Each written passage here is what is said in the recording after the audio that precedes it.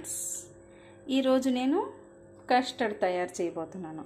So custard తయారు చేయడానికి ముందుగా మనకి ఇలా కస్టర్డ్ పౌడర్ దొరుకుతుందా అండి. నేను వెనిలా ఫ్లేవర్ తెచ్చుకున్నాను. సో పాలు, పొమోగ్రానైట్స్, దీంతోపాటు మీ దగ్గర యాపిల్, బనానా ఏది ఉంటే అది యూజ్ చేసుకోవచ్చు. And dry fruits. ఫస్ట్ ఈ డ్రై ఫ్రూట్స్ ఏదైతే ఉందో దీనికి గుండగా తురిమేస్తాను. సో గుండగా తురిమేసానండి. ఇప్పుడు ఒక బౌల్ తీసుకొని ఈ కస్టర్డ్ పౌడర్ ఏదైతే ఉందో ఒక 2 టేబుల్ స్పూన్ వేసుకుంటాను. ఓకే, ఇది యాక్చువల్లీ చల్లటి పాలతో కలపాలి. నేను మర్చిపోయి మొత్తం పాలు మరగబెట్టాను. అందుకు నేను వాటర్ కొద్దిగా తీసుకున్నాను. వాటర్తో ఫస్ట్ ఒక పేస్ట్ లాగా కాస్త ఇది కలిపితే ఏమవుతుందంటే, మనం పాలలో వేస్తాం కదా, అప్పుడు ఉండలు రాదు. మీరు ఇప్పుడు డైరెక్ట్ వేసారంటే అండి ఉండలు వస్తుంది. పౌడర్ డైరెక్ట్ వేసి కలపడం వల్ల ఏమైనా ప్రాబ్లం ఉందా అంటే ఉండలుగా ఉండిపోద్ది. సో అది కొంచెం ప్రాబ్లం అనమాట. అందుకు చూసారు కదా, ఏ ఉండలు లేకుండా చక్కగా కలిపేసుకున్నాం కదా.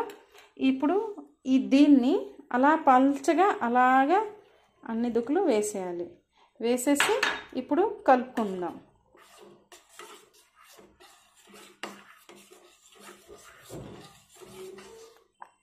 చూడండి, ఇలాగా అయిపోయింది కదా.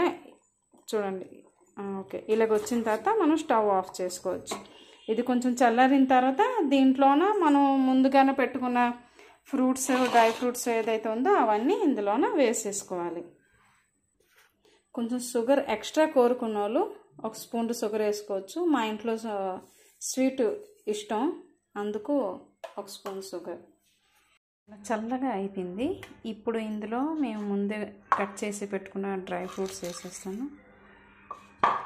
అండ్ పొమోగ్రానైట్స్. ఫ్రూట్స్ అందరూ ఇలా తినరు. ఇలా మనం కస్టర్డ్ చేసి తింటే చాలా బాగుంటుంది అండ్ హెల్దీ కూడా, ఎందుకంటే మిల్క్తో చేసాము, చాలా హెల్దీ.